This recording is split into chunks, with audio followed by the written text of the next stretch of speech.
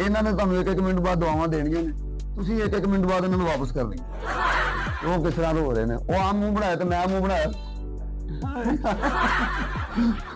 ਤੇ ਤੁਸੀਂ ਤੁਹਾਡੀ ਲਾਈਫ ਦੇ ਵਿੱਚ ਤੁਸੀਂ ਜਿਹਨੂੰ ਸਭ ਤੋਂ ਜ਼ਿਆਦਾ ਪਸੰਦ ਕੀਤਾ ਹੋਵੇ, ਜਾਂ ਤੁਹਾਡੀ ਇੱਕ ਹੌਬੀ ਹੁੰਦੀ ਨਾ ਕਿ ਬੰਦਾ ਜੀ ਐ ਮੈਂ ਕੰਮ ਲਾਜ਼ਮੀ ਕਰਨਾ। ਚੰਦ ਸ਼ਰਾਰਤੀ ਜਿਹੇ ਮੁੰਡੇ ਸਨ, ਉਹਨਾਂ ਨੇ ਇੰਨੇ ਠੀਪੇ ਸੁੱਟੇ कि मैंने 5 मिनट मैंने गाली नहीं करने दी।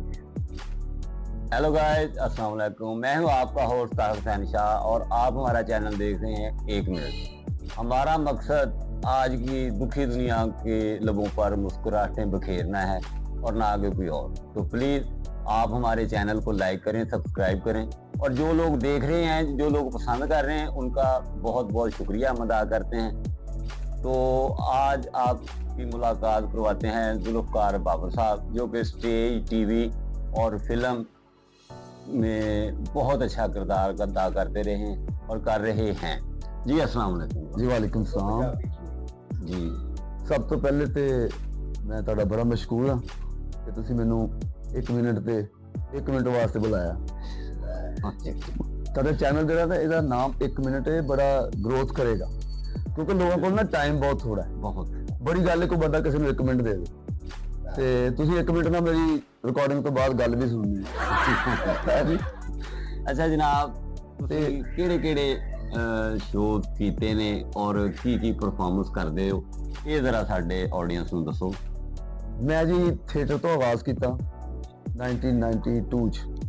1992 ਚ ਅਸੀਂ ਇੱਕ ਡਰਾਮਾ ਕੀਤਾ ਗਾਜ਼ੀਆਬਾਦ ਚ ਨਾ, ਇੱਕ ਆਪਣੀ ਟੀਮ ਬਣਾ ਕੇ। ਡਰਾਮੇ ਦਾ ਨਾਮ ਸੀ ਹੋਟਲ ਛੜਿਆ। ਉਹਦੇ ਵਿੱਚ ਇੱਕ ਮੈਂ ਕਿਰਦਾਰ ਕੀਤਾ ਸੀ ਨਸ਼ਈ ਦਾ, ਕਾਮੇਡੀ ਟੂ ਟ੍ਰੈਜੇਡੀ, यानी कि थ्रू आउट मैं उस ड्रामे च कॉमेडी की, वाइंड अप ते मैं ਉਹਦੇ ਚ ट्रैजेडी की और लोगों ने बड़ा सराया।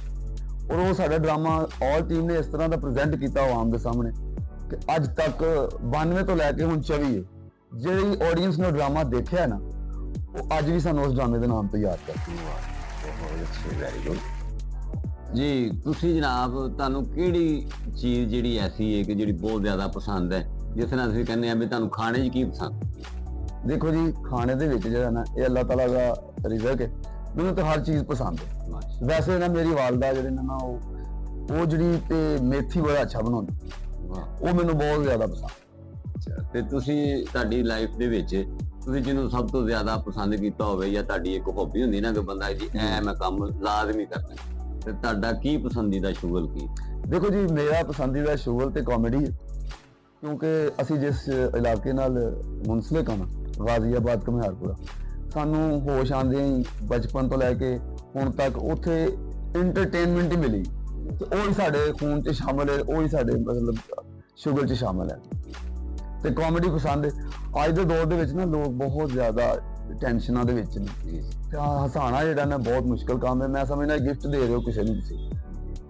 ਇਹ ਆਪਣੇ ਆਡੀਅנס ਜਿਹੜੇ ਨੇ ਸਾਡੇ, ਇਹ ਤੁਹਾਡੀ ਕੋਈ ਐਸੀ ਚੀਜ਼ ਸੁਣਨਾ ਚਾਹੁੰਦੇ ਨੇ ਕਿ ਜਿਹੜੀ ਤੁਸੀਂ ਨਾ ਪਰਫਾਰਮ ਕਰਕੇ ਦਿਖਾਓ ਕਿ ਜੀ ਇਹ ਜਿਹੜਾ ਇਹ ਇਹਨਾਂ ਦਾ 1 ਮੈਨ ਸ਼ੋਅ ਹੈ, ਜਾਂ ਤੁਹਾਡੀ ਕੋਈ ਐਸੀ ਆਈਟਮ ਜਿਹੜੀ ਤੁਸੀਂ ਵਹਾਣਾ ਚਾਹੋ।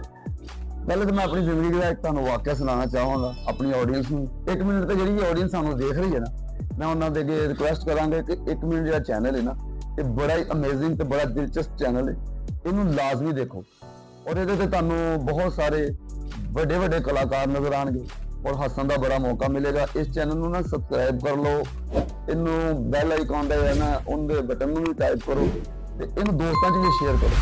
ਇਹਦੇ ਨਾਲ ਇਹ ਸਮਝ ਲਓ ਕਿ ਤੁਸੀਂ ਲੋਕਾਂ ਦੇ ਵਿੱਚ ਖੁਸ਼ੀਆਂ ਵੰਡ ਰਹੇ ਹੋ। ਮੇਰੀ ਜ਼ਿੰਦਗੀ ਦਾ ਇੱਕ ਵਾਕਿਆ ਬੜਾ ਅੱਛਾ ਜੀ। ਮੈਂ ਨਾ ਕਜ਼ਾਫੀ ਕਲਚਰ ਕੰਪਲੈਕਸ ਕੰਮ ਕਰਦਾ ਸੀ, ਤੇ ਅੱਲਾ ਨੇ ਮੈਨੂੰ ਬੜੀ ਉੱਥੇ ਇੱਜ਼ਤ ਦਿੱਤੀ।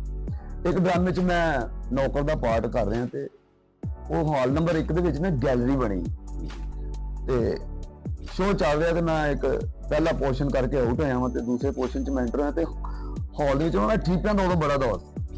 वैगन च लोग ठीपे बेचते सन जी जी, ठीक है ना जी, एक छोटा जिहा कारोबार से लोग।